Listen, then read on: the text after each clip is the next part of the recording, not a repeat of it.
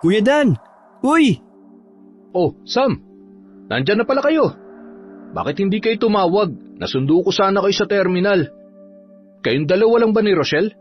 Nasaan sila tito at tita? Akala ko next week pa kayo eh. Nanorpresa kayo ha? Daming tanong ah. Kami lang talaga ni Rochelle ang umuwi, kuya. Sila mama ayaw iwan ng resto. Saka na raw sila uuwi dito. Eto kasing si Rochelle eh. Gusto munang lumayo sa mausok na lugar. May ilang araw kasi siyang bakasyon sa trabaho. Kaya naisipan niyang pumunta rito. Alam naman sila mama. Hindi sila papayag kapag umuwi na mag-isa si Rochelle. Kaya pinasama na ako. Ganun ba? Babae kasi. Natural lang sa magulang na mag-alala. Abay, halin muna kayo sa loob ng bahay. Hindi man lang kasi nagpasabi na uuwi pala. Nakapagpaluto sana ako kay nanay ng masarap-sarap na ulam. Nakakaya naman sa inyo. Ang galing mo pa naman magluto, Sam. Ay naku Kuya Dan, huwag ka na masyadong mag-abala pa sa mga pagkain. Mas gusto namin yung mga sariwang gulay lang. Kahit nga yung inibabaw lang sa kanin eh. Umay na rin kasi kami sa mga karne. Alam mo na, may restaurant kami. Umay na ako sa mga luto ni Sam. Sus, kunwari ka pa Rochelle. Palagi ka naman nagpapaluto sa akin. Ayoko kasi magluto. Gusto ko kumain lang. Oo nga pala, kamusta na ang negosyo nyo? Maayos naman kuya. Nakikilala na ngayon. Marami na rin kami mga suki kahit papano. Nakatulong talaga yung pag-aaral mo ng pagluluto, no? Ay oo, sinabi mo pa. Teka, nasan nga pala sila tiyo tiya? Nasa bukid. May patanim kasi ngayon ng palay. Mamaya pang uwi nun, hapon. Ano bang pinagkakaabalahan mo dito kuya? Bukod sa pagbubukid. Eh di paghahayop. Magpahinga muna kayo habang nagluluto ako ng makakain ninyo. Ipapasyal ko kayo sa farm. Ang dami ko ng mga hayop ngayon. Yung kwarto na tinulugan nyo dati nung umuwi kayo dito, yun uli ang gamitin nyo. Dumiretso na kayo doon. Dalhin nyo na rin yung mga gamit nyo. Mamadaliin ko na tong pagluluto ko. Ayos lang kami kuya. Huwag kang masyadong magmadali. Di pa naman kami gutom eh. True. Paano naman kami magugutom kung ito si Sam nagbaon ng sandamakmak na food sa biyahe? Takot kasi yan magutom. Ipinaglihi talaga yan ni Mama sa kaldero. Ganun ba? Eh mainam nang may pagluto ko kayo para may kainin tayo habang nagkukwentuhan. Matapos dalhin ni Sam ang kanilang mga gamit sa silid, ay dumiretso siya sa banyo para maligo. Saktong paglabas niya ay tinawag na sila ni Dan para kumain. Masaya ang naging kwentuhan na magpinsan habang kumakain. Pagkatapos noon, ay nag-aya si Sam na puntahan ang lugar kung saan nag-aalaga ng mga hayop ang pinsang si Dan. Dinala naman sila ng binata sa likod bahay at ipinagmalaki ang kanyang munting negosyo. Wow naman kuya! Ang dami mo ng alagang baboy ah! Parang farm na nga ito. May mga manok at baka pa. Ang astig ah! May isdaan din ako sa bandaron. Tilapia pa nga lang ang laman. Gusto nyo makita? Saan banda? Dun! Tara na! Sakto, pwede na yatang bingwitin ng mga tilapia. Ang lalaki na nila. Bukas mag-ihaw tayo kuya ha? Oo ba? Kahit ilan pa. Mukhang mag-i-enjoy ako dito sa kusina nyo ah. Ayos yun. Makakatikim kami ng luto ng magaling na cook na may certificate. Umay na rin ako sa mga luto ni nanay eh. Huwag niyo sabihin sa kanya babatukan na naman ako nun gamit yan sangkalan. Mukhang maganda ang banding nyo ni Tia. Sa dami ng mga alaga mong hayop, saan mo naman dinadala ang mga yan Kuya Dan? Ha? Huwag mong sabihing wala kang buyer niyan. Anong gagawin mo sa lahat ng alaga mo? Ang totoo niyan, may pinagdadalhan ako ng mga yan.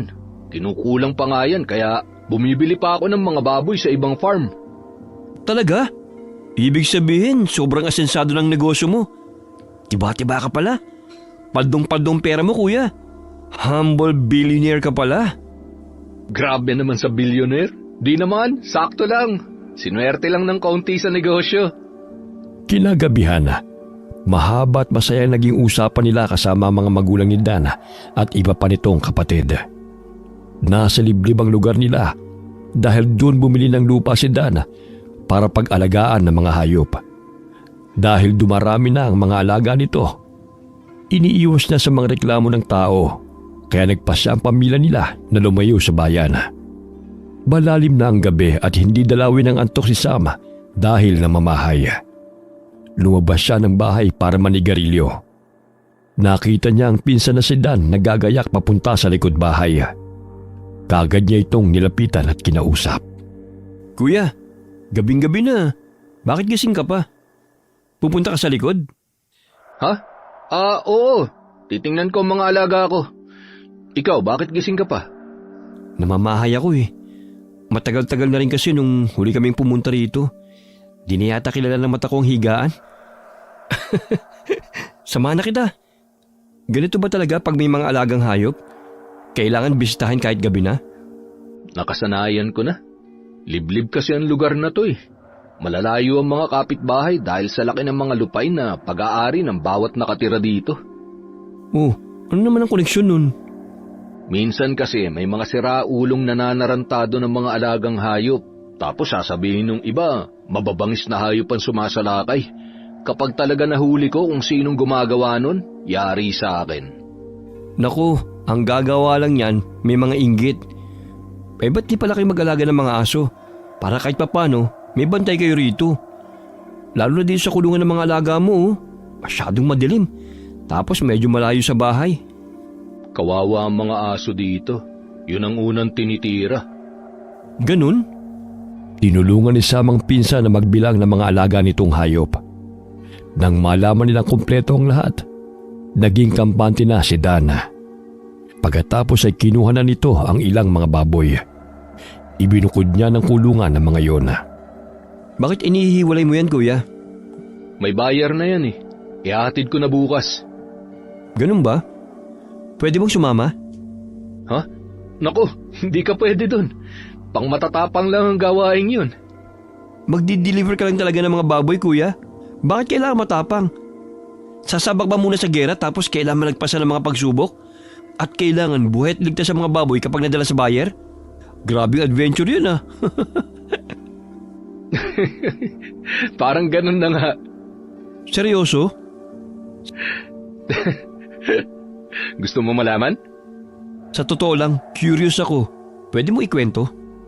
Sige, tara dun sa kubo. Kape, gusto mo? Sige. Mukhang mahaba-habang usapan yan ah. Kailangan magkape para hindi antukin? Ayos yan ah. Hindi naman sa ganon. Medyo maselan at seryosong usapan lang talaga. Saka, sikreto yon. Hindi alam ni nanay at tatay.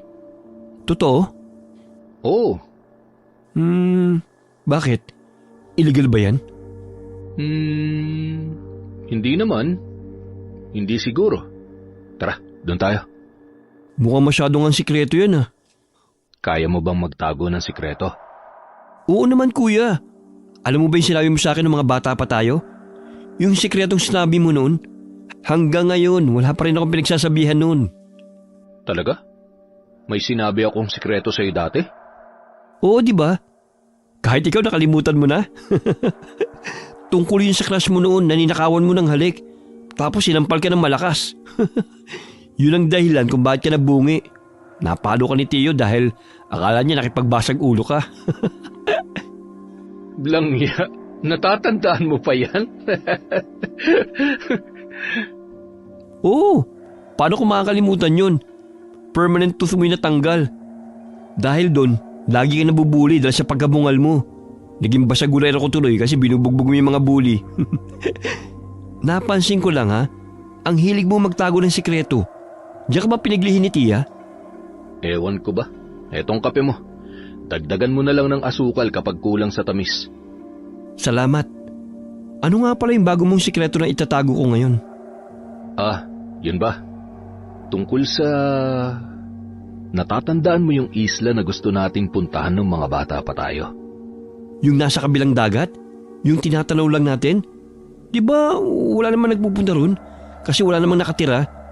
Tapos ang sabi, pag-aari ng isang mayamang negosyante ang isla. Tama. Pag-aari nga yun ng mayamang tao. Kaya bawal puntahan ng iba dahil trespassing na. So, totoo ngang sabi-sabi na may nagmamay-ari na doon? Siya ang kliyente mo?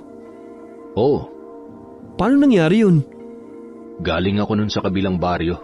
Inutusan ako ni tatay na umutang ng pera sa kaibigan niya para gamitin sa pagbibinhi ng palay. Kaso, wala ako nakuhang pera eh. Tapos, may lumapit sa akin na lalaki. Nagtanong siya. Naghahanap daw ang amo niya ng pwedeng upahan para mag-alaga ng mga hayop. Yung may malawak daw na lupain. Bagong bili lang namin nun tong lupa na to. Tapos nagsisimula pa lang kami nun magsaka. Kaya sinubukan kong kausapin yung sinasabi niyang amo. Mayaman yun. Mukhang negosyanteng nagtatapon lang ata ng pera. O tapos, Nagkasundo kami na ipag-aalaga ko siya ng mga hayop. para saan daw ang mga hayop?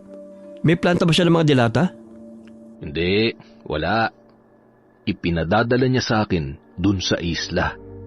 Siya ang may-ari ng isla. Ano? Teka nga sandali. Medyo papunta na tayo sa usapang palis na sa katotohanan eh. Dala ba ito ng kape? Ano ka ba? Totoo nga to. Pumayag ka? Dadali mo ang mga hayop sa isla? Bakit? Di ba walang nakatira dun? Tsaka, mamamatay ang mga hayop dun. Bata pa lang tayo, naririnig ko na ang kwento tungkol sa isla na nakasumpa daw yun. Kaya walang nabubuhay ng mga hayop. Tapos, ang mga taong sobrang curious at pinapasok ang isla, hindi na raw nakakabalik.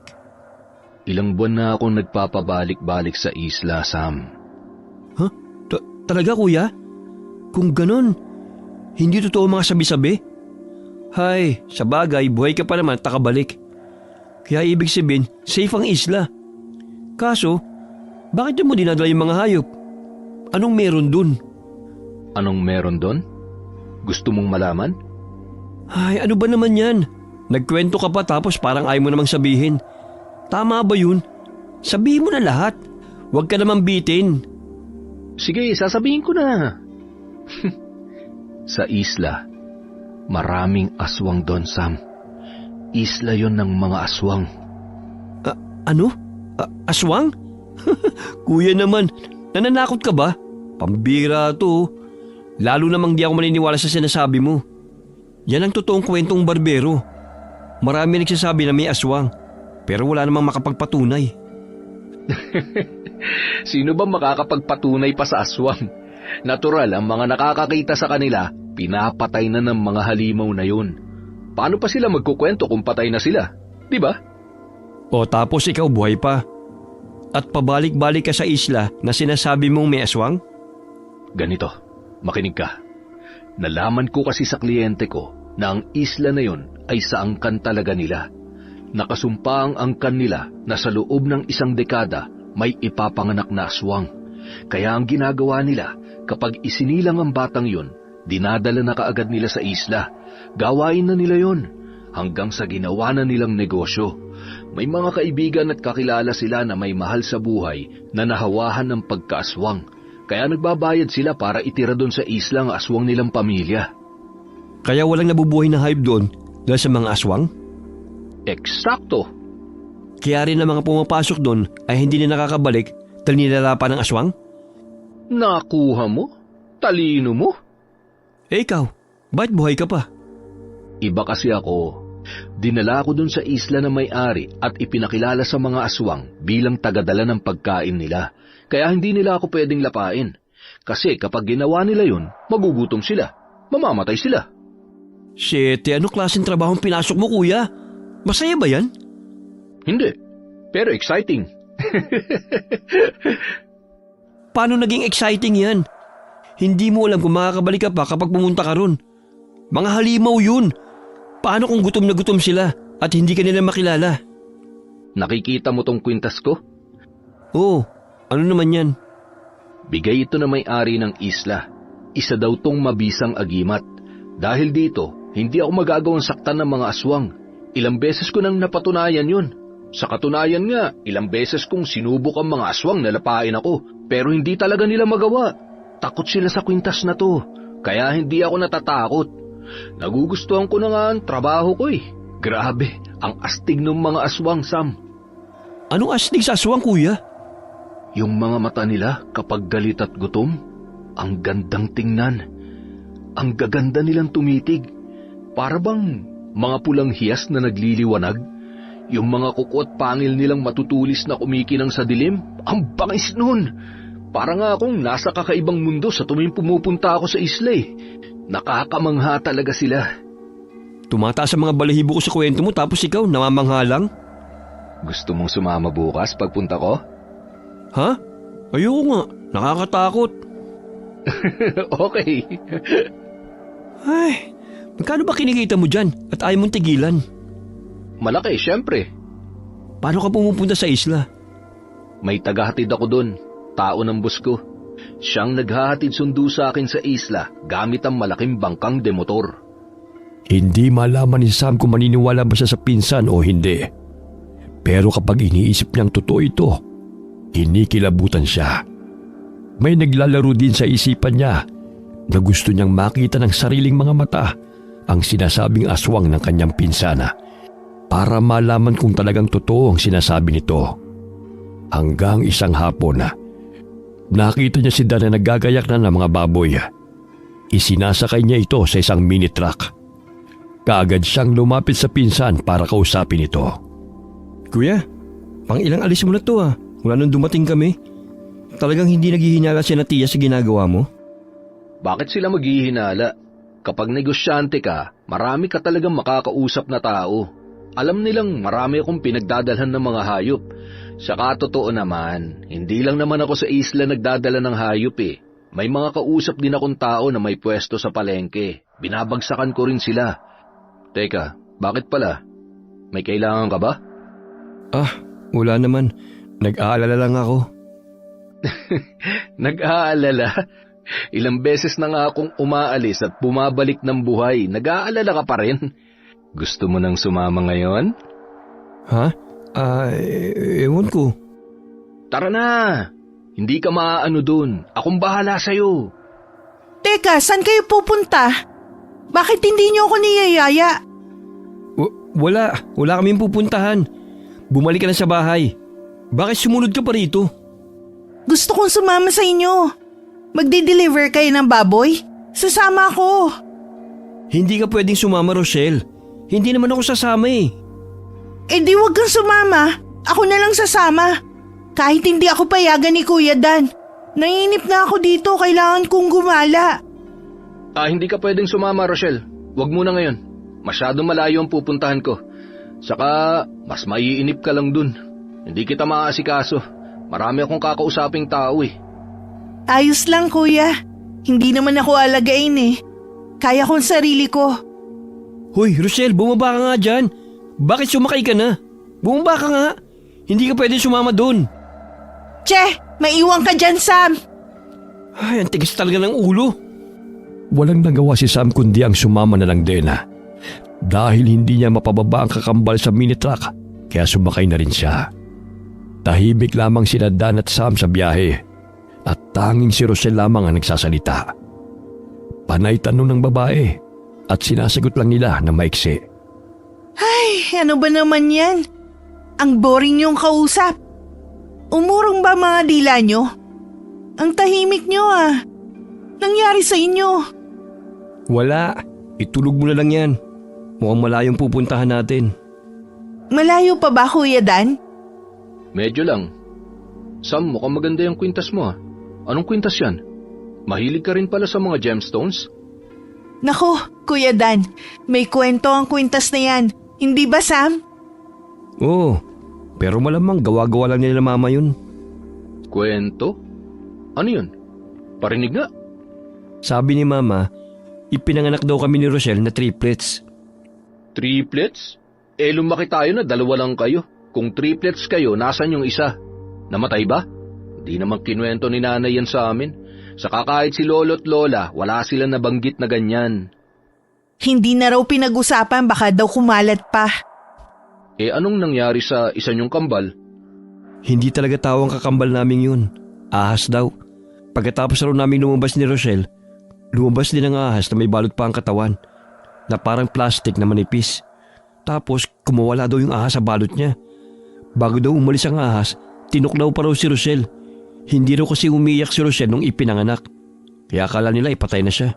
Pagkatapos daw tuklawin ng ahas, umiyak si Rosel. Nataranta daw sila. Gusto nilang hilahin yung ahas, pero mabilis daw gumapang palayo. Natakot sila na baka lalong mamatay si Rosel dahil sa kamandag ng ahas. Tapos nalaman nilang nag-iwan pa ito ng batong hiyas. At ito yung kwenta sa suot ko ngayon. Mutya? Mutya ng ahas ang hiyas na yan. Ayos ah. Bakit ikaw may suot, hindi si Rochelle? Hindi kasi pwede sa akin yan. Nagkakasakit daw ako kapag sinusuot sa akin ni Mama noon, sabi niya. Kaya kay Sam na lang binigay. Ang galing ah. May kakaiba rin pala kayong kwento. Ngayon ko lang narinig yan. Matapos ang ilang oras na pagmamaneho ni Dana, nakarating na rin sila sa dalampasigan. Nakita ng kambal ang isang bangkang di motor na nakahinto sa gilid ng dagat. May isang lalaking naroon na tila may katagalan nang naghihintay. Kumaway si Dan sa lalaki at kumaway din naman ito pabalik.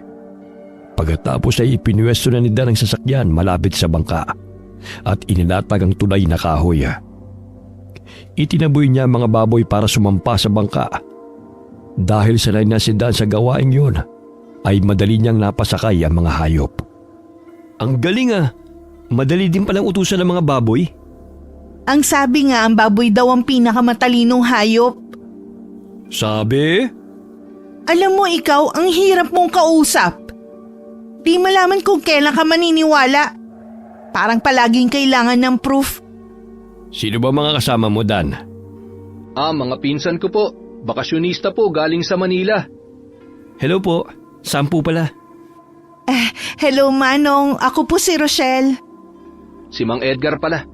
Siya maghahatid sa atin sa isla. Siya pala yung sinasabi mo? Oo. Mukhang may mga pinag-uusapan kayong hindi ko alam Bakit mo sila isinama?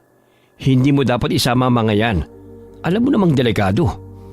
Doon ko lang po sila iiwan sa dalampasigan para po makalangoy-langoy sa dagat. Mas maganda po kasi ang tubig doon. Baka mamaya maging pagkain lamang sila ng mababangis na hayop doon. Ano? Maraming mababangis na hayop doon? Lahat naman ng bundok may mababangis na hayop. Tara na kayo, sumampa na kayo sa bangka. Saan ako papwesto? Puro baboy na. Sumiksik ka na lang. Sumama ka pa kasi. Ginusto mo to, di ba? Kaya huwag kang magreklamo. Che, pang-asar ka talaga. Habang nasa biyahe sila papunta sa isla, napapansin ni Sam na palaging sumusulyap ang matandang lalaki sa kanila. Nakaramdam na siya ng kakaiba rito. Alam niyang delikado ang isla na pupuntahan nila. Pero ang mga tingin ng matanda ay lalong nagpakilabot sa kanya.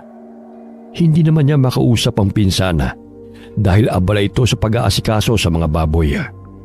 Mayroong mga baboy na malilikot at gustong tumalon sa tubig. Hindi naman makakatakas ang mga ito dahil nasa kulungan. Pero bahagyang tumatagilid ang bangka dahil nagpupuntahan sa isang parte ang mga baboy. Kaya pinaghihiwa-hiwalay ni Dan ang mga ito. Matapos ang ilang minuto, nakarating na rin sila sa kabilang pangpang. Mayroong mini truck doon at ito ang ginagamit ni Dan sa paghahatid ng mga hayop sa lugar na pinagdadalhan niya. Pagkababa nila sa bangka, muling nagsalita ang matandang lalaki. Huwag mo nang isamang babae, Dan. Iwan mo na lamang siya rito. Dito ka na lang namin hihintayin sa bangka. Bilisan nyo na lang ang pagbalik. Po? Bakit naman po? Mas mainam na ang ganoon kaysa magkaproblema sa huli. Ayos lang po ako, Manong. Magdadala lang naman po kami ng baboy sa customer ni Kuya Dan Tapos babalik din po kami. Huwag na po kayo mag-alala. Kuya Dan, mukhang may tama naman si Manong Maiwan na lang kami dito ni Rochelle. Hihintayin ka na lang namin dito. Ha? Ayoko! Sasama ako kay Kuya Dan. Maiwan ka dyan, Sam.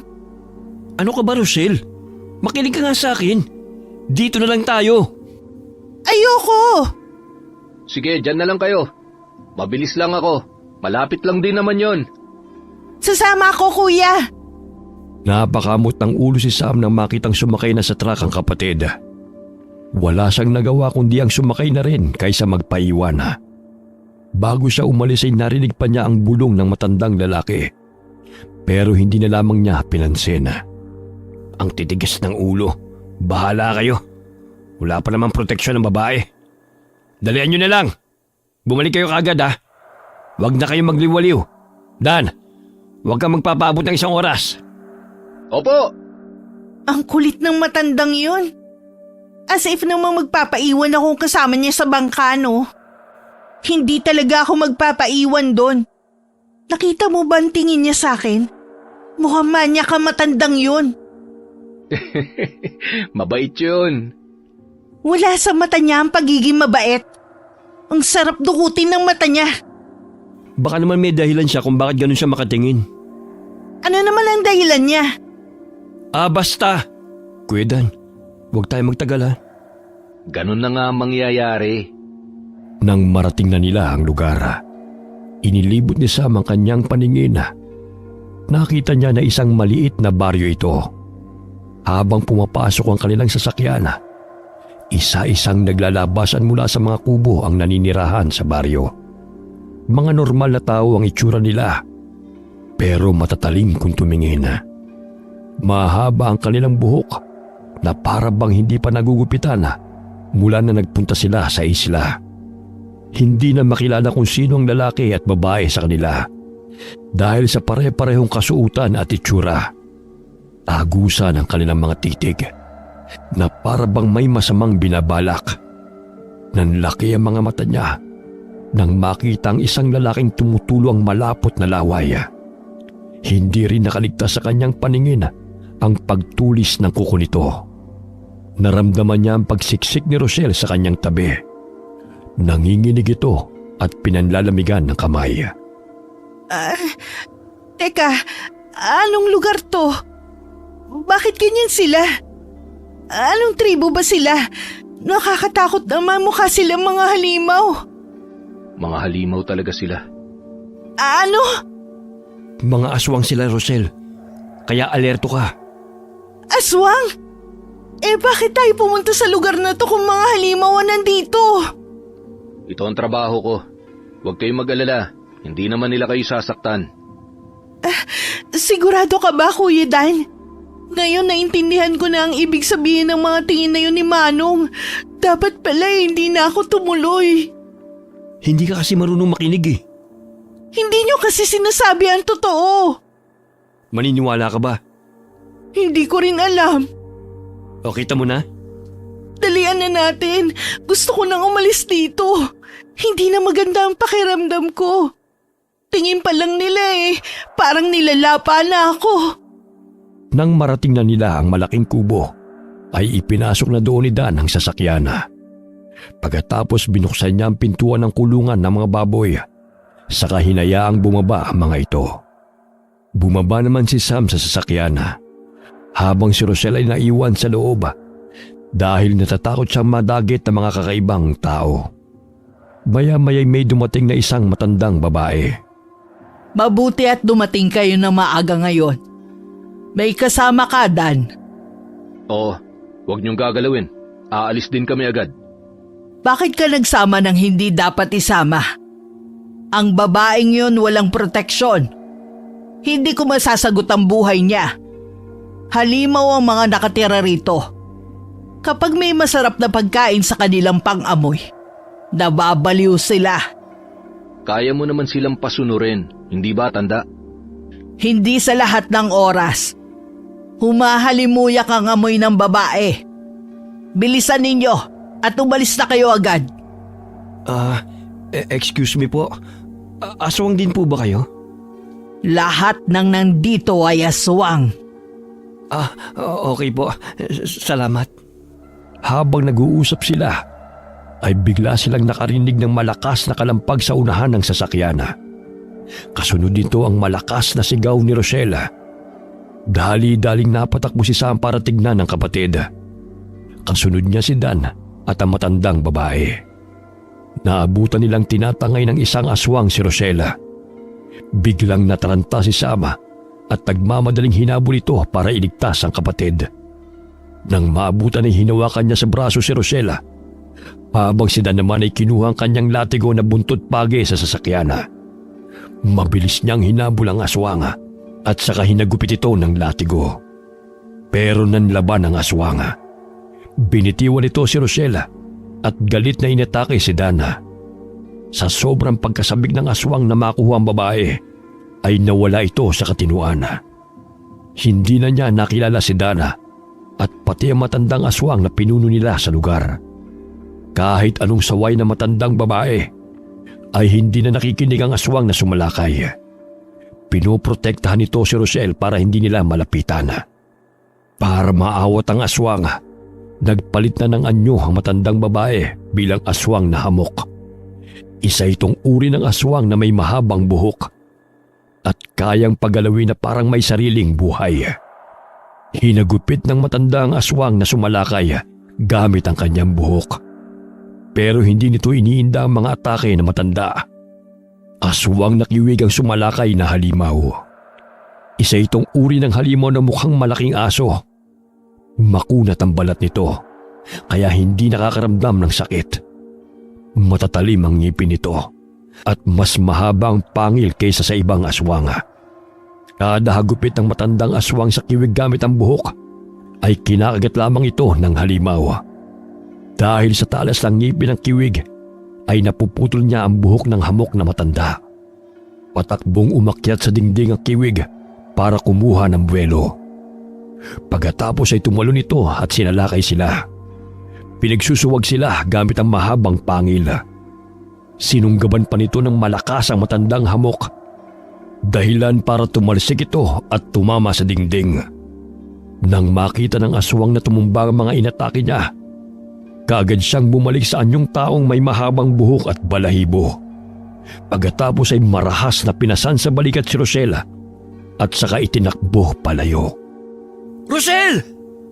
Nalintikan na! Habulin natin! Hindi siya pwede makalayo! Baka lapain agad ng siraulong aswang na yon! Dali kuya! Hindi siya pwede mapahamak! Malakas talaga ang kiwig na yon. Siya ang pinakaswail sa lahat ng nandito. Alam ko kung saan niya dadalhin ng babae. Sumunod kayo sa akin. Bilisan po natin! Baka di na natin abutan buhay ang kapatid ko! O di bilisan mong tumakbo. Pagkasabi nun ng matanda ay kaagad niyang pinahaba ang buhok at ginawang panghawak sa sanga ng mga puno. Nagpalipat-lipat siya sa mga sanga, habang ang dalawang binata naman ay mabilis na tumatakbo para sundan ang matanda. Hingal na hingal sina Dan at Sam sa kasusunod sa matanda, pero hindi pa rin ito humihinto. Pakapal ng pakapal ang damo na kanilang sinusuong. Hindi iniinda ni Sam ang matatalim na damong sumusugat sa kanyang balat.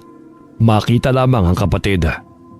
Maya-maya'y nakita nilang huminto na sa isang sanga ang matanda. Lola! Nakita niyo na po ba? Sa kuwebang yan. Diyan ang taguan ng kiwig. Pasukin na po natin! Hindi ko alam kung ano meron sa loob niyan. Walang nagtatangka sa amin na pasukin ang teritoryo niya dahil mainitin ang ulo ng aswang na yan. Wala yang sinusunod. May sarili siyang mundo. Lumalabas lang kapag kukuha ng pagkain. Pagkatapos ay babalik uli sa kanyang kuweba. Pero kung dyan yan dinala si Rochelle, kailangan kong pasukin ang kuwebang yan. Rochelle! Nandyan ka ba? Sumagot ka kung ayos ka lang! Naririnig mo ba ako? Huwag kang sumigaw! Kapag nalaman ng aswang na sinundan natin siya, baka lalo niya madali ng paglapa kay Rochelle. Pasukin na natin kuya! Latigo lang ang meron akong armas. Hindi ako nagdadala kasi hindi naman ako napapahamak eh. Nakalimutan ko magdala ng itak. Ay, meron pala ako dito. Kaso punyal lang to. Ay. Akin na. Ako nang gagamit sa punyal. Ikaw sa latigo. Tayo na. Pasukin na natin ang kuweba. Maingat nilang pinasok ang kuweba. Dahan-dahan lamang sila sa paglakad para hindi makagawa ng ingay ang kanilang mga hakbang. Nakatutok lang sa unahan ng liwanag ng dalang flashlight ni Dana. Tinatalasan ni Sam ang kanyang paningin para madali niyang makita ang kapatid. Kampante naman si Dan kahit paano dahil nakasunod sa kanila ang matandang babae na naging kaibigan na niya. Papalayo na sila sa bukana ng gubat nang biglang may bumagsak na bagay mula sa itaas. Nang tignan ng magpinsana ay nakita nilang isang malaking pansarayon na gawa sa matitibay na kahoy at tinalian ng matitibay na malalaking baging. Bumaon ang dulo ng kahoy sa lupa dahil sa malakas na pagkabagsak. Napansin din nila ang matanda na hindi kasama sa nakulong sa kuweba. Ano to? Bakit biglang nasaraduhan ng kuweba? Lola Osang, anong ibig sabihin nito? Pasensya ka na, Dan. Matagal na namin itong plinano. Ano? Anong plano? Gusto lang naming makaalis na sa isla na ito. Sa tagal ng panahon, ngayon lang dumating ang susi ng aming pagtakas. May balak kayong tumakas? Bakit kailangan ikulong niyo pa kami dito sa kuweba kung tatakas lang pala kayo? Saka wala naman kayong bantay dito, bakit pinoproblema niyo pang pagtakas? Kahit anong oras o araw, pwede kayong umalis sa isla. Hindi ganun yon, Dan. Hindi mo alam kung anong lihim ng isla na ito. Maliit na problema lang kung paano namin tatawirin ang dagat. May mas malaki kaming problema. At ngayon ay may kasagutan na. Anong kinalaman namin sa pagtakas nyo? Pakawalan nyo na kami. Huwag nyo sasaktan ang kapatid ko. Hindi na kami mapapasunod ngayon, binata. Hawak na namin ang desisyon ngayon. Kami na ang masusunod. Matagal namin itong plinano. Bago kayo makaalis dyan sa kulungan, nakaalis na kami. Salamat sa pagdadala sa amin ng birhen na babae. Siya lang ang susi para makaalis kami sa isla. Huwag niyo sasaktan ang kapatid ko! Ano bang balak niyo? Mga walang niya kayo! Alam niyo ba kung bakit hindi kami makaalis sa isla? Dahil sa orasyon na humaharang sa palibot ng isla. Matapos kaming ilagay dito, may isang antingero na naglagay ng orasyon para walang aswang na makaalis dito. Pwede silang magpasok ng aswang, pero walang nakakalabas. Ang solusyon lang, dugo ng isang babaeng birhen ang ididilig sa lupa habang nagsasagawa ng ritual. Ano? Kaya pala, kabilin-bilinan sa akin na huwag ako magdadala ng babae lalo kung birhen pa. Akala ko kung parasan lang yun. Kaya hindi ko masyadong binigyan ng pansin. Kuya, bakit mo ipinahamak si Rochelle? Hindi ko alam na totoo ang kwentong yun. Huwag na kayong magsisihan. Wala namang kayong magagawa. Sa kabilugan ng buwan, isasagawa namin ang pagre-ritual. Maiwan ko na kayo. Hindi! Lola Osang! Bumalik ka dito! Huwag ang pinsan ko! Parang awa mo na! Dadalhan na lang kita ng ibang babae! Hindi na, Dan. Sapat na itong babaeng dala mo. Wala nang ibang pagkakataon kundi ngayon lang.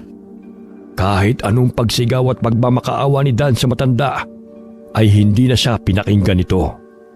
Pagkalabas ng matanda sa kuweba, ilan pang mabibigat na pansarang kahoy ang bumagsak sa lupa. Nakita pa nila ang matanda na may sinenya sana. Maya-maya'y may lumapit na ilang aswang. Kinausap ito ng matanda at binilinan na magbantay. Pagkatapos ay umalis na ito. Biglang nagpalit ng anyo ang mga aswang na nagbabantay. Naging mga halimaw sila na tinatawag na asbo. Sila ang mga aswang na mukhang aso na mas malaki pa sa kalabaw. Shit! Sira ulong matanda yun. Akala ko'y mabuting kaibigan, yun pala isang manggagamit. Kaya pala hindi ka nila sinasaktan kapag nagpupunta ka rito. Dahil may plano sila sa'yo. Paano na ngayon, kuya? Paano tayo makakalabas dito sa kuweba? Tignan mo yung mga kahoy na nakaharang. Ang lalaki niyan. Sinsin pa mga butas. Paano tayo makakalabas? Wala pa tayong dalang itak. Si Rochelle, ang kapatid ko. Mga walang iya kayo! Huwag niyo sasaktan ang kapatid ko! Ako ang kalabanin niyo! Mga duwag! Huwag ka nang sumigaw. Mauubos lang ang boses at lakas mo. Tulungan mo na lang ako. Kaya nating alisin ang mga kahoy na to. Paano, kuya? Nasaan na yung punyal na binigay ko sa'yo? Eto, paano mo naman gagamitin yan? Masyadong maliit yan para sibakin ang malalaking kahoy. Putulin natin ang baging na nakatali para makalas ang mga kahoy. Tapos gamitin natin ang matatanggal na kahoy para wasakin ang iba. Sige, pwede nga yung naisip mo. Kesa wala tayong gawin. Sinimulan nila ang planong pagwasak sa mga nakaharang na kahoy. Pahintu-hintu sila dahil sa pagod. Mas lalo namang nangihina si Sam kapag naiisip niya ang kapatid. Hindi ko mapapatawad ang sarili ko kapag may masamang nangyari kay Rosel. Huwag kang mag-isip ng negatibo. Hindi ngayong gabi ang kabilugan ng buwan. Kailangan natin makaalis dito bago sumapit ang kabilugan ng buwan. Oo nga pala. Kaso may mga asungot sa labas. Mahihina lang ang mga yan. May kaduwagan ng mga asbo. Madali silang takutin. Kapag nasaktan ng isa sa kanila, matatakot na ang iba. Mukhang marami ka nang alam sa kanila. Paano mo nalaman ang mga yan? Sabi ni Mang Edgar. Oo nga pala, ang matandang yon. Hindi ba siya pupunta rito? Hindi siya sumasama dito. Sa dalampasigan lang talaga siya naghihintay sa akin. Sinusunod niya lang ang utos ng amo niya. Kapag sinabi niya sa akin kung ilang oras lang siya maghihintay, ganun lang talagang gagawin. Kapag lagpas na ang oras at wala pa ako, aalis na siya ng isla. Ano? Hindi ka man lang niya pupuntahan para alamin kung ano nangyari sa'yo? Alam niyang kapag hindi ako nakabalik agad, nilapa na ako ng mga aswang. Hindi niya isasakripisyo ang buhay niya. Ang trabaho niya lang, ihatid at sunduin ako. Buisit, sana ngayon tabla na naman siya ng konsensya. Tama ng pahinga. Simulan na ulit natin ang pagwasak sa mga kahoy. Pinagtiyaga nilang hampasin ang mga kahoy hanggang sa isa-isang nawawasak ang mga ito. Ilang oras na ang lumipas at lalo lang silang nangihina dahil sa pagod at gutom. Uhaw na rin sila na nakadagdag pa sa kanilang hirap. Kapag tinitignan ni Sam ang mga nakaharang na pansara, ay nawawalan siya ng pag-asa dahil halos hindi pa nila napapangalahati ang mga nawawasak. Umupurol na rin ang kanilang punyal sa kakaputol ng mga baging. Maya-maya ay nakakita si Sam ng ahas na papalapit sa kanila. Kuya Dan, may ahas! Nasaan? Ayun o, namumula mata niya. Ganyan ba ang mata ng ahas kapag gabi? Hindi ko alam. Hindi naman ako naghahanap ng ahas kapag gabi na. Umalis ka dyan. Hahagupitin ko ng latigo. Mag-ingat ka. Mabibilis kumilos sa mga ahas. Baka mamaya matuklaw ka. Kaya nga lumayo ka, baka ikaw ang puntiryahin. Lumugar si Sam sa likuran ng kanyang pinsana habang hinahagupit ang ahas. Kitang-kita niya ang liksi ng kilos ng hayop. Umiiwas lamang ito sa mga hagupit ni Dana pero hindi umaatake. Maya-maya'y naramdaman ni Sam ang kakaibang init ng suot niyang mutya. Nagliliwanag din ito kasabay ng liwanag ng mga mata ng ahas. Napatitig siya sa mata ng ahas dahil sa pagtataka. Hanggang sa nakaramdam siya ng kakaiba. Pakiramdam niya'y naiintindihan niya ang ahas na yon. Tinignan niya lang ito nang nagpasa nila matapos iwasan ang mga atake ni Dana.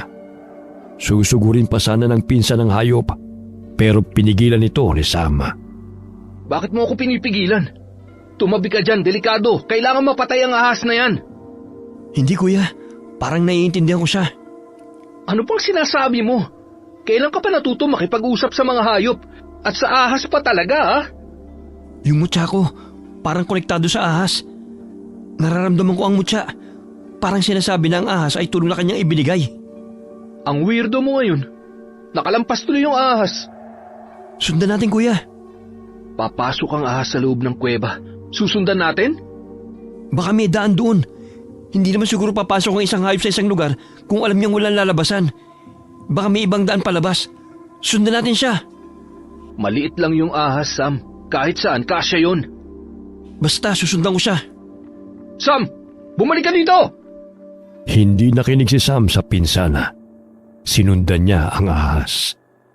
Maya-maya'y narinig niyang nakasunod na rin sa kanya si Dana. Tahimik lang silang sumunod sa ahas hanggang nakita sila ng pagsangang daan sa loob ng kuweba. Sandaling itinaas ng ahas ang kanyang ulo at tila inaalam kung alin ang daan na tatahakin. Pagkatapos ay nilakbay ng ahas ang kaliwang daan. Nagiging matubig na ang kuweba. Malamig ang tubig na pumapatak galing sa itaas. Nang makakita si Sam ng naiipon ng tubig sa isang sulok, nilapitan niya yon at uminom. Itigil mo na yan, Sam. Baka mamaya kontaminado ang tubig. Hindi, Kuya Dan. Masarap ang tubig at saka malamig. Uminom ka na. Alam kong uhaw na uhaw ka rin. Hindi na. Kaya ko pang uhaw ko. Sa truck na ako iinom. May 1 galon akong tubig doon. Ikaw ang bahala. Teka, nasan yung ahas? Napansin mo ba? Yari na, naiwan na tayo. Tara, bilis. Tumakbo na tayo. May nararamdaman akong hangin. Mukhang may labasan sa dulo nito. Tumalas bigla ang pakiramdam mo ah. Inakbo nila ang kuweba hanggang sa nakakita na nga sila ng labasan. Nasa bukana na sila ng ibang bahagi ng kuweba, pero natatakpan ng mga kapal na damo. Pinagtulungan nilang alisin ang mga damo hanggang sa tuluyan na silang makalabas. Yes! Nakalabas din tayo. Salamat sa ahas na yun. Mukhang may kapangyarihan ng mutya mo.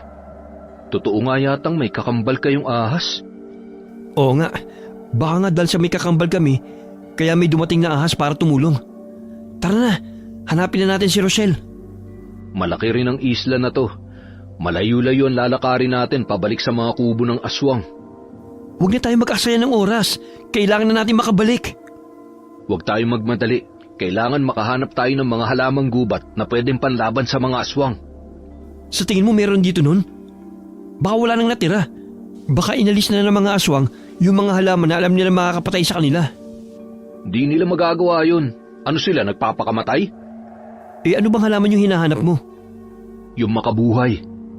Anong itsura nun, kuya? Kasing laki ng palad mo ang dahon nun. Hugis puso. Gumagapang na parang baging at matinik ang katawan.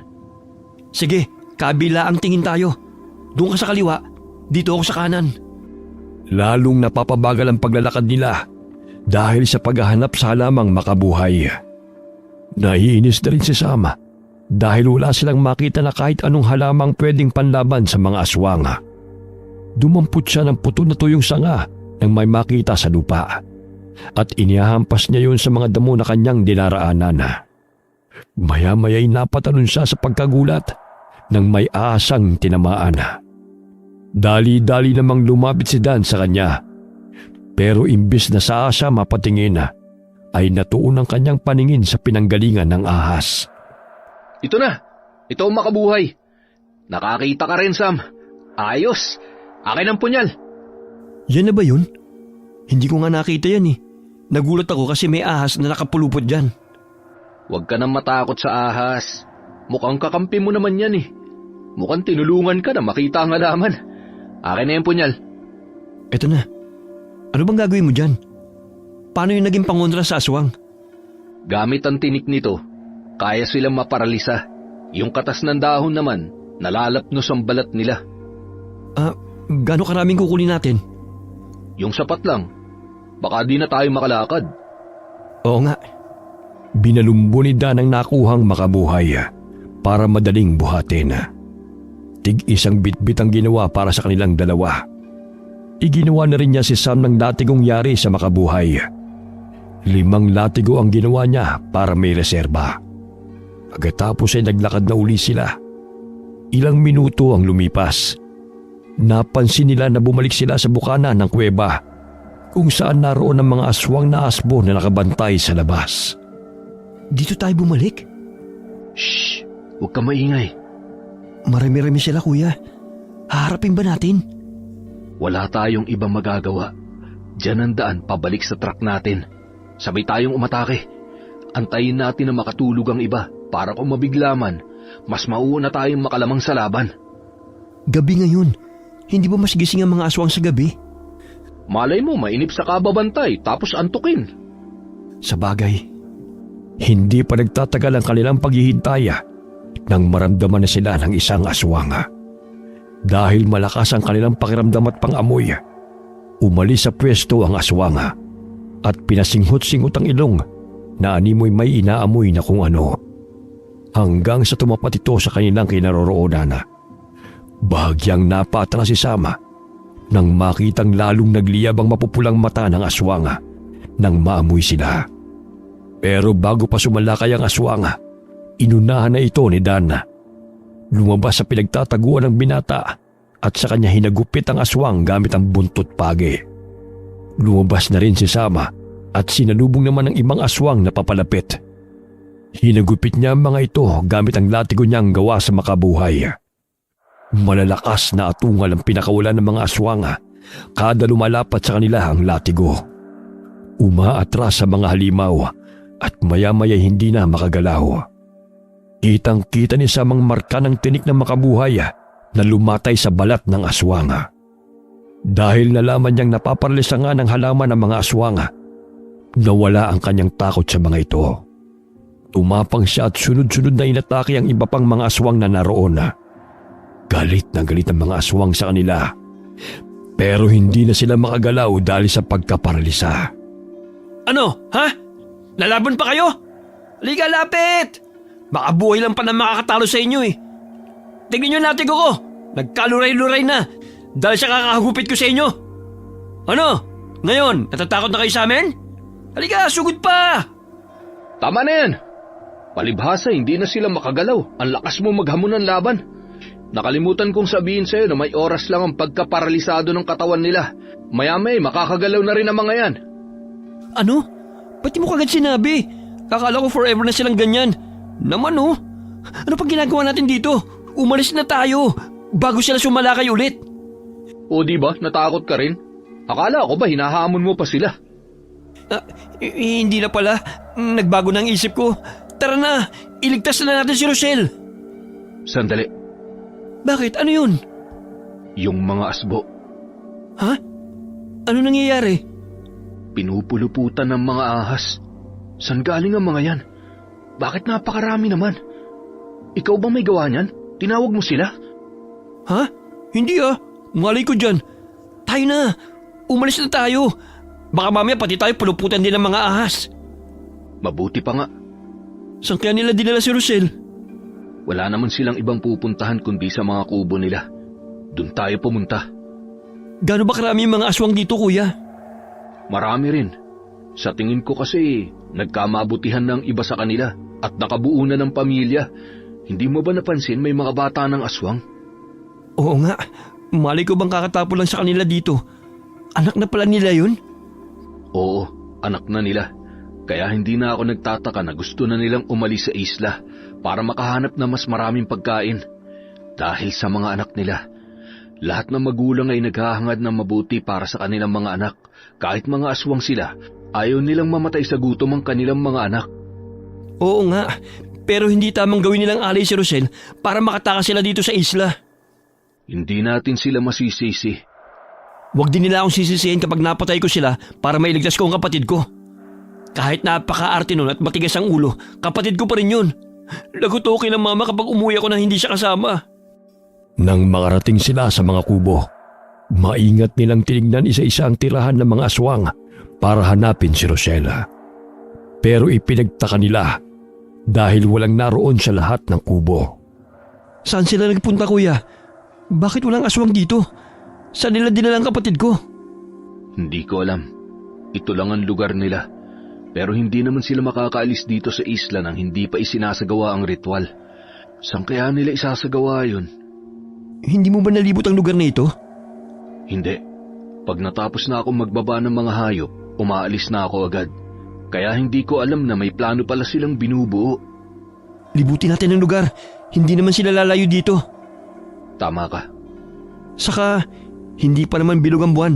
Hindi pa ngayon yun, di ba? Eh, shit! Oh, bakit? Tignan mo yung buwan, kuya! Kabilugan ngayon! Ano? Oo nga. Kanina kasi nang tumingala ako, natatakpan pa ng ulap.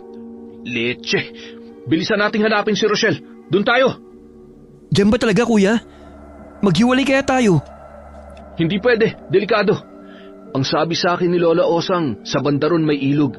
Doon sila kumukuha ng tubig. Naitanong ko kasi dati sa kanya kung paano sila umiinom. Madalas din daw sila doon dahil malilim kapag may araw na. Nakakapagtago sila sa sinag ng araw. Kung ganun, bilisan na natin. Baka mamaya, nilalas-lasan na nila ang leeg ng kapatid ko. Huwag ka mag-isip ng hindi maganda. Takbo na lang!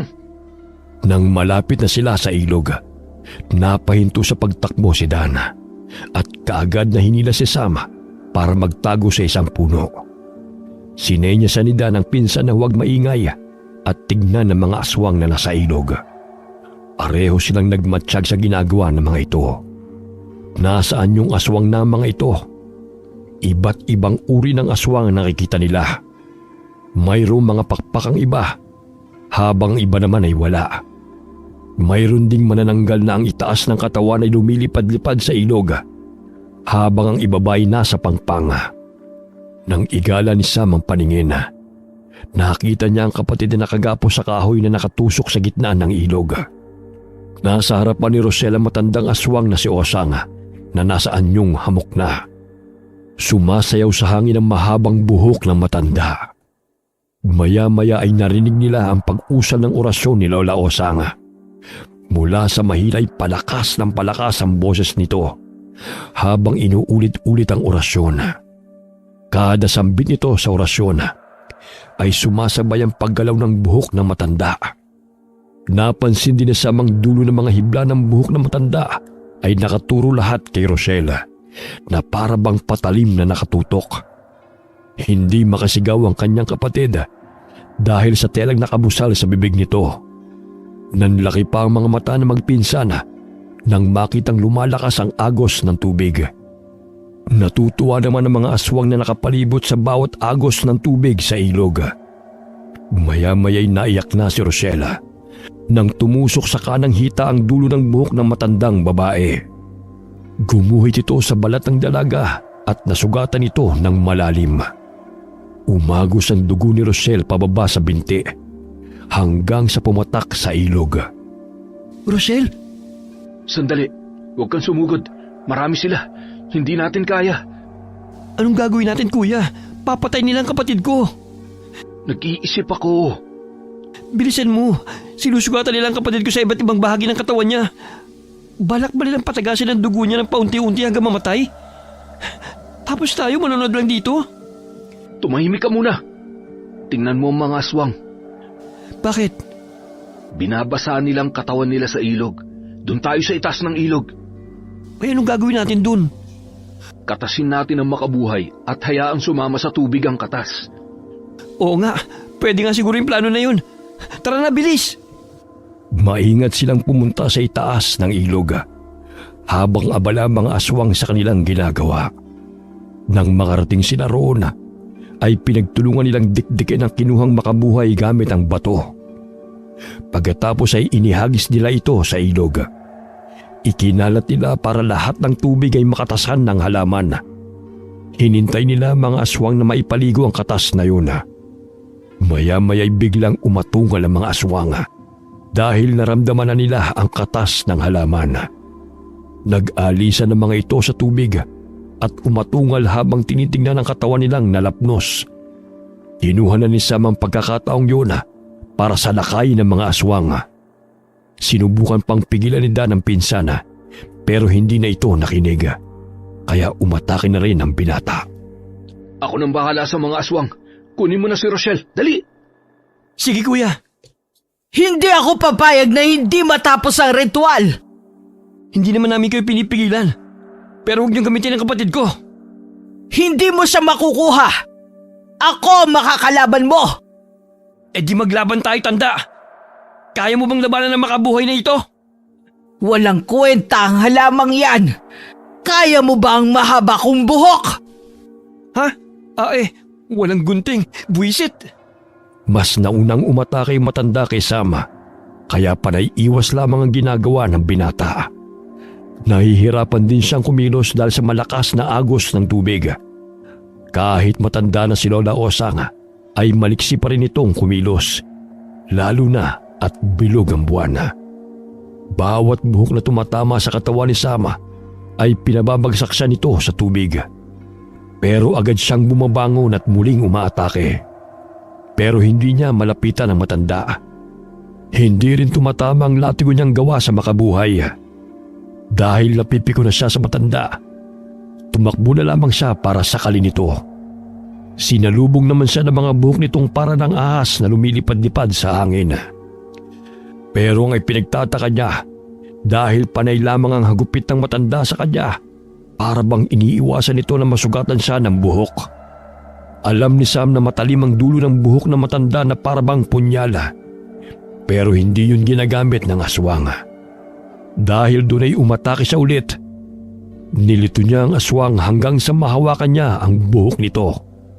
Hinigit niya ito, dahilan para matumba ang matanda sa tubig. Hinila niya ito at dinala sa maagos na parte ng ilog. Sa kanya binitiwan ang buhok. Dali-dali niyang nilapitan si Rosella at gamit ang punyal na nakasuksok sa kanyang bewang, pinutol niya ang pagkakatali ng kapatid. Dalian mo, Rochelle! Pumunta ka na kagad sa pangpang. Kunin mo tong isang latigo. Gamitin mong panghagupit sa aswang. Tayo na! Saan ka ba pupunta? Bumabangon ng matanda sa tubig. Lulunurin ko siya. Mag-iingat ka! Huwag ka nang papahuli sa mga aswang, ha? Oo na! Muling hinarap ni Sam ang matandang aswang, pero nakita niyang masamang tingin ito kay Rochelle. Naghahanda ang aswang na salakayin si Rochelle. Lalong namula sa galit ang mga mata ng matandang hamok. Diretso ang tingin ito sa kapatid ni Sam na nooy papunta na sa pangpanga. Maya-maya'y gumalaw na uli ang mga buhok ng matanda. Humaba ito at balak puntiryahin ang dalaga. Mabilis na tumakbo si Sam para harangin ang buhok.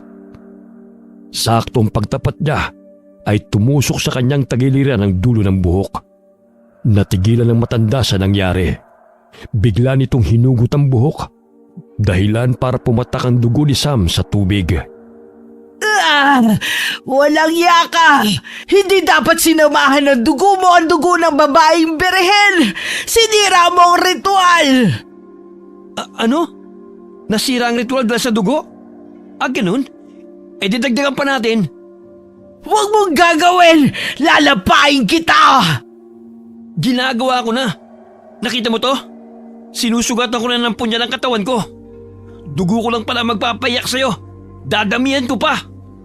Sira ulo ka! Lapain sila! Walang iiwang buhay! Dahil sira ng ritual, gawin pagkain ng mga yan! Patayin sila!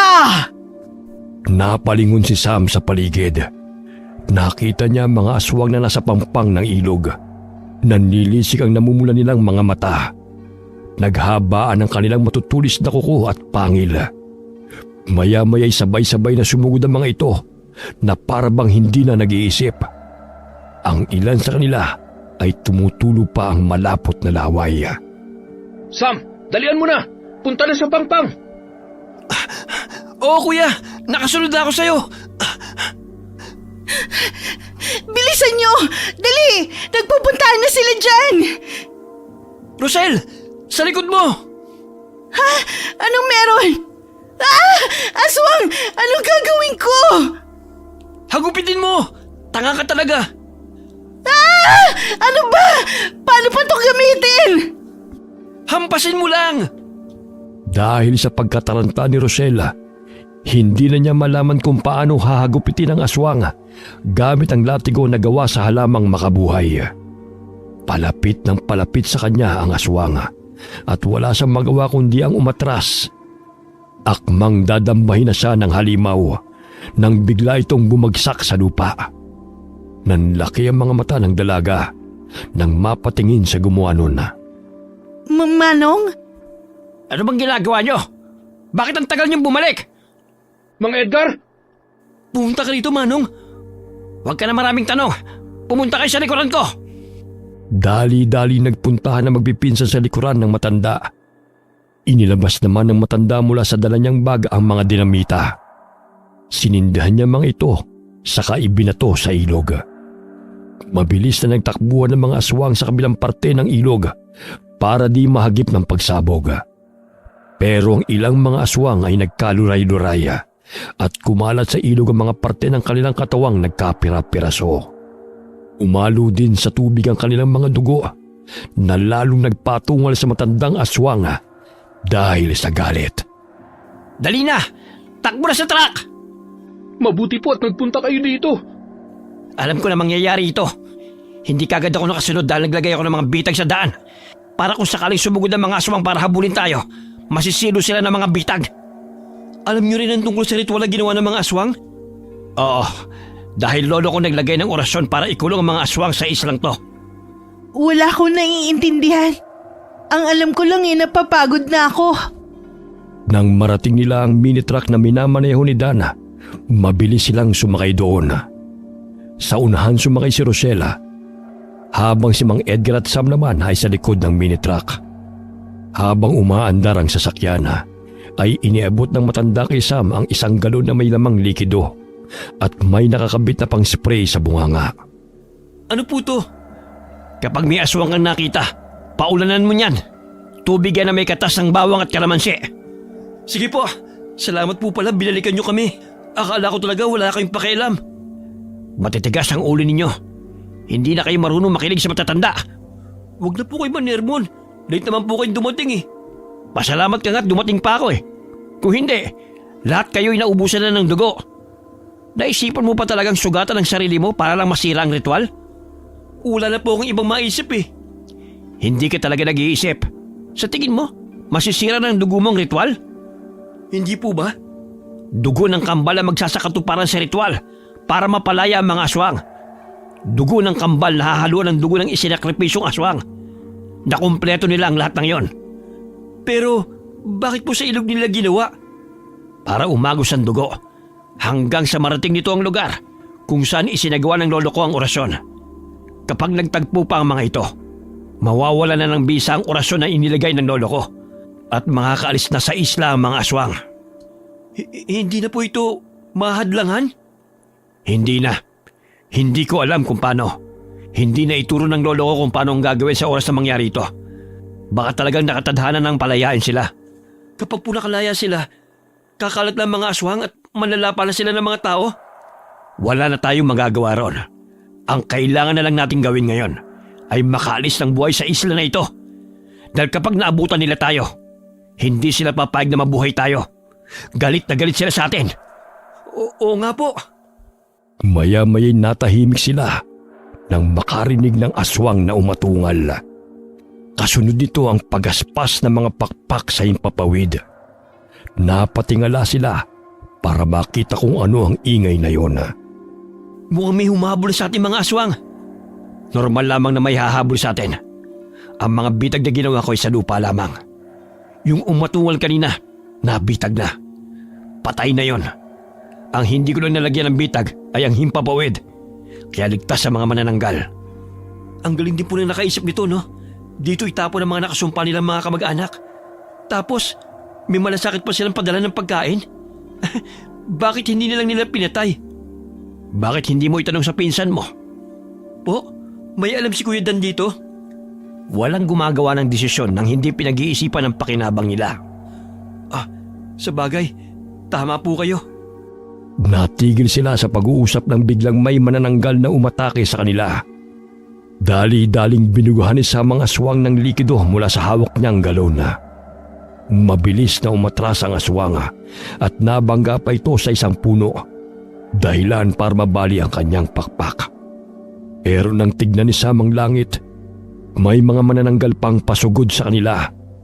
Para silang malalaking panike na sumusugod. May mga asbo na rin at kiwig na humahabol sa kanila. Binabangga nila ang sasakyan para mapahinto ito.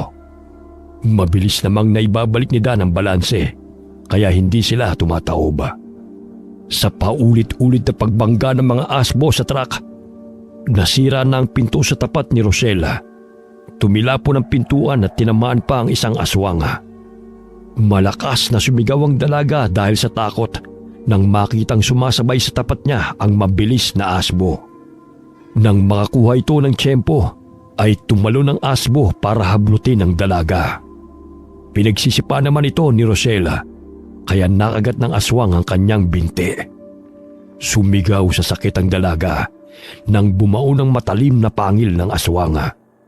Pero kaagad ding bumitaw ang asbo at nang bumagsak sa lupa, ay nakita nilang nangingisay ito. Ano nangyari doon? Malay ko! Pero buti nga sa kanya! Ang sakit ang kagat niya! Baon na baon sa laman ko! Wala mang rabis ang mga aswang! Baka maging aswang na ako nito! Huwag naman sana! Hindi ka magiging aswang. Yung dugo mo pa nga yata ang pumatay dun sa asbo eh. Mukhang mas malakas ang kamandag mo kaysa sa laway nila. Nagagawa mo pang magpatawa, kuya! Hindi nakakatawa! Hoy! Dalihan mo na sa pagdadrive! May nakasunod na naman! Ibigay mo na lang ang binti mo. Kagatin mo na lang sila na maubos na. Siraulo ka! Ilaglag kaya kita nang ikaw na ang lapain nila! Ayos lang kayo dyan? Hindi! Sino magiging maayos sa sitwasyon na to? Rosel, kunin mo tong galon!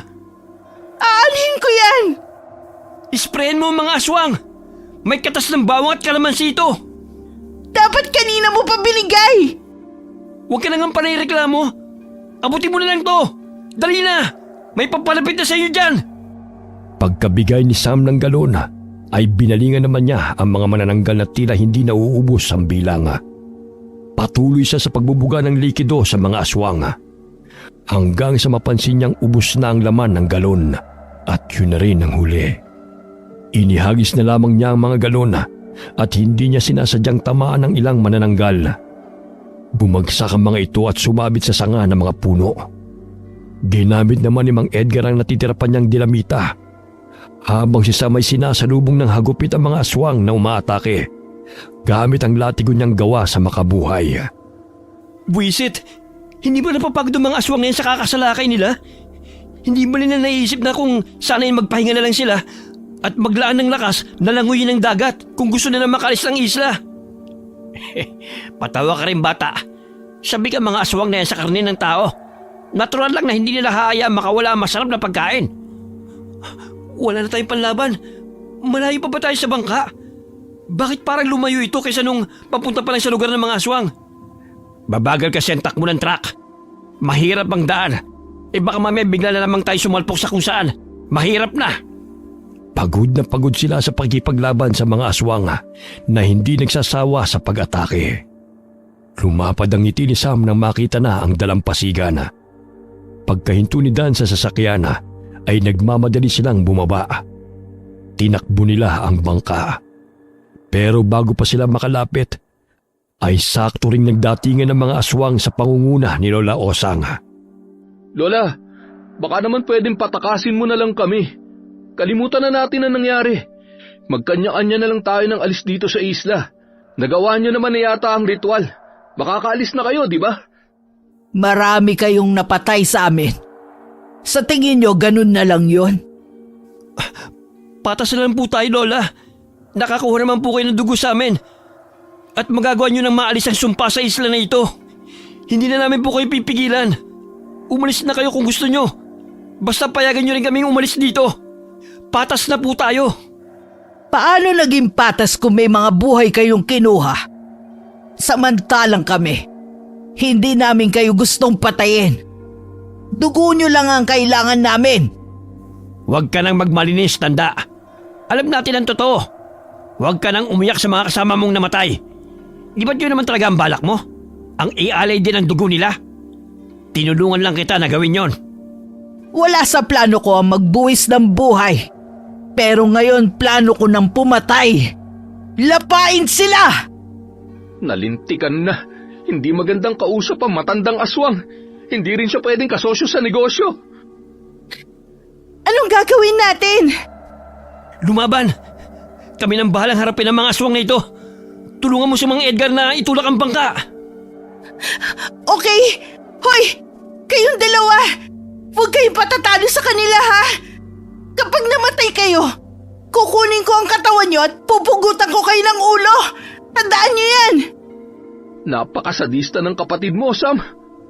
Nananalaytay kasi sa dugo niya ang kamandag ng ahas. Di ba? Kinagat siya ng baby pa, kaya nabuhay siya. Oo nga pala. Baka nga may kamandag ng ahas ang dugo niya. Nakakapatay kasi siya ng aswang kapag kinakagat siya ng mga halimaw na yun eh. Talaga? Joke lang naman yung sinabi ko eh. Hindi joke yun. Atake na, nandyan na sila. Nagsagupaan uli sila sa dalampasigan. Nakipaglaban na magpinsan gamit ang kanilang latigo. Hinarangan nila ang bangka para hindi makalapit ang mga aswang doon. Napansin ni Sam na hindi makalapit sa dagat ang mga aswang. Kaya sinabihan niya si Dan na huwag lumayo sa tubig ng dagat. Naalala nila na ang dagat ay maalat tulad ng asin. Kaya natatakot ang mga aswang na mabasa. Pero nang pahabaan ni Lola Osang ang kanyang buhok, mabilis niyang ginapo si Sam at hinigit. Nang mailapit ito ang binata sa kanilang panig, ay sabay-sabay na inatake ng mga aswang ang binata. Pasugod na si Dan para iligtas ang pinsan. Nang hagisan siya ni Mang Edgar ng mahabang itak, dinampot niya yon sa kasumugod sa mga aswang. Walang awa niyang pinagtataga ang mga ito. Hindi na niya inisip kung saang parte ng katawan ng mga aswang tatamang matalas na itak. Basta panay lamang ang kanyang paghampas sa kanila. Nagtatalsikan ng mga dugo sa kanyang muka at ganun din sa buhangin. Isa-isang napapalayo ang mga aswang kay Sama at sinamantalayo ni Dana para tulungan ang pinsan na makatayo. Naramdaman ni Sam ang pag-init ng kanyang mutya. Nang tignan niya ito, nagliliwanag ang hiyas. Napatingin din siya sa paligid. May nakita siyang mga mumunting liwanag na nakakalat. Napakunot ang kanyang noo dahil hindi niya alam kung ano ang mga yun. Lalo siyang natakot na baka aswang ang mga nakikita niyang nagliliyab na pulang kulay. Maya-maya, nakita niya ang mga ahas na nagsisilabasan mula sa damuhan.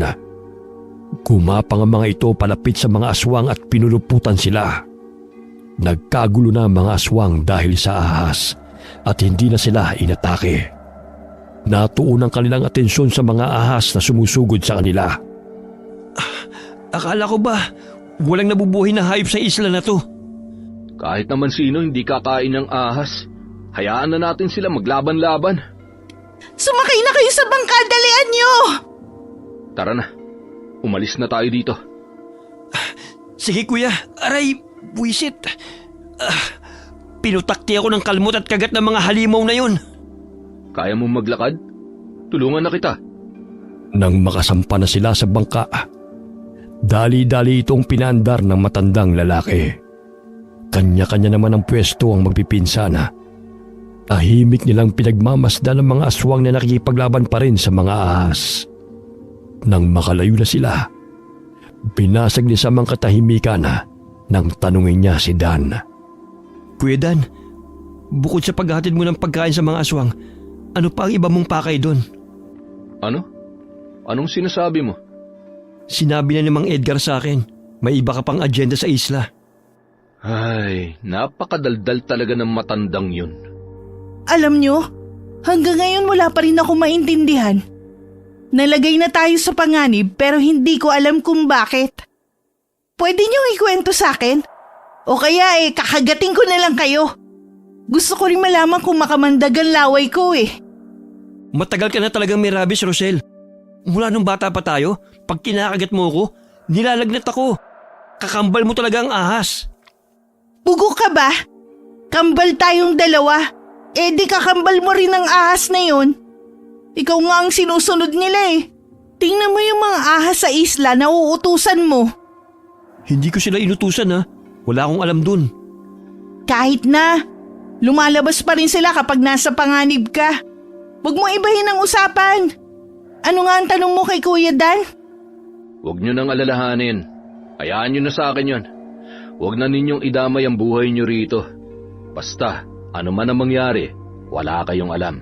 Naintindihan nyo? Pag uwi natin, isipin nyo lang na walang nangyari. 2 araw ang lumipas. Nakita ni Sam ang pinsan na nakaupo malapit sa kulungan ng mga alaga nitong baboy. Lumapit siya at nakitang may hawak itong maliit na bote na may lamang likido. Ano yan kuya? Ito ba? Wala to. Huwag mo nang itago, nakita ko na Marami ka pang itinatago. Ano yan? Yan ba ang isang dahilan kung bakit ka bumabalik sa isla na yon? Oo. Alam mo ba kung anong laman nitong bote? Ano ba yan? Laway ng aswang. Laway? Anong gagawin mo dyan? pumupunta ako sa isla para makipagtransaksyon. Dinadalan ko sila ng pagkain kapalit ng kanilang laway. Binabayaran ako ng mahal ni boss para sa laway na to. Anong ginagawa niya sa laway ng aswang? Ginagamit niya para hawahan ng mga taong gusto niya. Mga mayayaman, anak ng mayayaman. Kapag naging ganap na aswang na sila, kokontakin siya ng mga kamag-anak. Walang ibang pagdadalhan sa mga aswang nilang mahal sa buhay, kundi sa isla lang na yon. Dahil doon, ligtas sila. Walang hiya. Ibang klase magnegosyo ang boss mo ha. Ginagawa niyang aswang ang mga tao. Tapos pagkakaperahan niya. Paano na ngayon kung sakaling makaalis na ng tuluyan yung mga aswang sa isla? Wala na siyang negosyo? Hindi ko alam. Matalino yung tao na yon. Halangang bituka, walang konsensya. Pati kamag-anak tinatalo niya. Alam mo ba, hindi lang akong tagahatid ng pagkain sa islang yon. Hindi lang din si Mang Edgar ang tagahatid sundo. Ilang grupo kami, pero ang iba, hindi na nakakabalik. Maswerte lang ako kasi meron akong anting-anting, kaya hindi ako nagagawang lapain ng mga aswang. Saka, ako lang ang bukod tanging kumukuha ng laway nila. Itigil mo na yan kuya. Ikakapahamak mo yan. Baka balikan ka nila. Huwag ka na magpakita sa taong yun. Oo, tama ka. Kasi oras na malaman niyang wala ng aswang sa isla, ako ang una niyang babalikan. Ang mga aswang, isa-isa nang kakalat sa iba't ibang panig ng bansa. Manghahawa sila, manlalapa, magkakalat ng lagim. Galit ang mayroon sila para sa mga tao dahil ikinulong sila sa isla at pinahihirapan. Sigurado maghihiganti sila sa mga tao. 2 panig ang hahabol sa atin. At tumatawa ka pa talaga? Basta, ang una mong iligtas ang sarili mo, okay? Delikado ka. Pupuntahan ko nga pala si Mang Edgar sa susunod na araw. Bakit? Siya lang ang may kayang dasalan ng anting-anting ko para maging ligtas ako sa mga gustong pumatay sa akin. At ang boteng hawak ko ngayon, ito na lang ang huling alas ko. Gagamitin ko tong pang-blackmail kay boss. Sa oras na may gawin siyang hindi maganda, gagawin kong aswang ang paborito niyang anak. Ay, hindi ko talaga alam kung bakit ka napasok sa ganyang gulo. Pero hindi pa rin ako ligtas, Sam. Baka isang araw, mabalitaan mo na lang, natagpuan ang katawan ko sa ibang lugar. Wala nang buhay. Kaya magpakalayo na kayo ni Rochelle. Naintindihan mo? Huwag mo nga akong tinatakot. Sumama ka na sa amin. Lumayo ka dito. Doon ka sa Maynila. Maraming tao doon. Mahihirapan silang saktan ka. Hindi yun ganun kasimple, Sam. May impluensya sila. Hindi ko sila matatakasan. Basta, ano man ang mangyari, huwag mong ipapaalam sa kahit na sino ang tungkol dito. Babalikan nilang lahat ng makaalam nito. Naintindihan mo? Ay, wala na nga ako naiintindihan eh. Natatakot ako para sa'yo. Ano ka ba? Magpakalalaki ka nga. Hindi ka pa ba tumapang sa nangyari sa atin sa isla? Nakakatapang ba yun? Hindi porket nakipagbakbakan na ay tumapang kagad. Ang totoong matapang, yun nakakapagpasya ng tama. Matalino yun, hindi matapang. Ay, nako. Ano na naman yung pinag-uusapan yung dalawa? Teka, bakit may dala kang walis? Panghampas sa inyo. Nagpaplano na naman kayo ng kalokohan, no? Di pa kayo nadala, ha? Hinabol-habol sila ni Rochelle ng walis tingting at nang maabutan ay pinaghahampas sila. Gigil na gigil ang dalaga dahil sa katigasan ng kanilang ulo. Nang sumunod na araw, sinamahan ni Sam ang pinsan na puntahan si Mang Edgar. Nag-aalala siya kaya nagpumilit siyang sumama. Pero pagkarating nila sa bahay nito, ay nalamang wala na ang matanda. Dahil kinuha na ng anak nito na nasa ibang probinsya. Umuwi sila na malalim ang iniisip ni Dan sa nangyari. Kuya Dan, tumakas na si Mang Edgar. Ibig sabihin, iniligtas niya lang sarili niya. Alam ko. Sumama ka muna sa amin sa Maynila. Tapos doon tayo maghanap ng antingero na pwede magdasal dyan sa anting-anting mo. Kapag may nakita tayo, pupuntahan natin kaagad. Mas ligtas ka ron. Kaya lang... Huwag ka na mag-isip ng kung ano-ano. Unahin mo ang buhay mo. Dahil sa pangungulit ni Sam sa pinsana, napapayag niya itong sumama sa kanila sa Maynila. Tumulong si Dan sa restaurant para hindi mainip. Araw-araw silang naghahanap ng antingero hanggang sa may makapagsabi sa kanila na meron sa malapit na probinsya. Pinuntahan yun na magpinsana. Dinala nila ang anting-anting ni Dana. Namangha ang antingero nang makita ang agimat na yon. Nalaman na magpinsan na ang agimat ay may malakas na kapangyarihan dahil sa mga salitang dasal na nakaukit sa palibot ng anting-anting. Itinuro na lamang ng matandang lalaki kung paanong pakainin ng dasal ang kanyang agimat. Mas mainam daw na si Dan mismo ang mag-alay ng dasal dito dahil siya ang nagtatangan. Sa utos ng matanda, pumunta sa gubat ang magpinsan sa araw ng Biyernes at Petsang 13. Doon pinakain ni Dan ng dasal ang kanyang agimat. Pagkatapos ay binasa niya ang mga salitang nakasulat sa paligid nito. 3 ulit niyang binasa ng tama. Maya-maya'y nagliwanag ang anting-anting at naramdaman ni Dan ang init nito. Sam, nabuhay na ng husto ang agimat ko. Nakita ko nga kuya. Congrats! Sundin mo na yung utos ng antingero. Pakainin mo ng dasal ang agimat mo tuwing huling Biyernes ng buwan. Oo, pwede na akong umuwi sa amin. Uuwi ka na? Oo, kailangan ako ni na tatay at nanay doon. Saka, kailangan kong ituloy ang negosyo kong paghahayupan. O sige, basta kuya. Sa malalapit na gubat ka lang pupunta kapag papakainin mo ng dasal ang agimat mo ha. Baka mamaya bumalik ka doon sa isla. Loko, trespassing na yun. Bukod sa pag-aalaga mo ng hayop, ano pang gagawin mo sa probinsya? Isa na akong ganap na antingero, Sam. Kapag may aswang sa amin na aali-aligid, ako ang tutugis sa kanila. Hindi na ako natatakot sa dati kong boss. Hindi ako tatablan ng bala. Makapangyarihan ang agimat ko. Ay, mas makapangyarihan pa rin ang dasal kuya. Magdasal ka palagi at magsimba tuwing linggo. Siyempre gagawin ko rin yan. Salamat ah. Pasensya na nga pala sa pagdala ko sa inyo sa panganib nung umuwi kayo sa amin. Nakakailang hingi ka na ng sorry kuya. Nakakaumay na rin. Umuwi na tayo. Oo, tara na.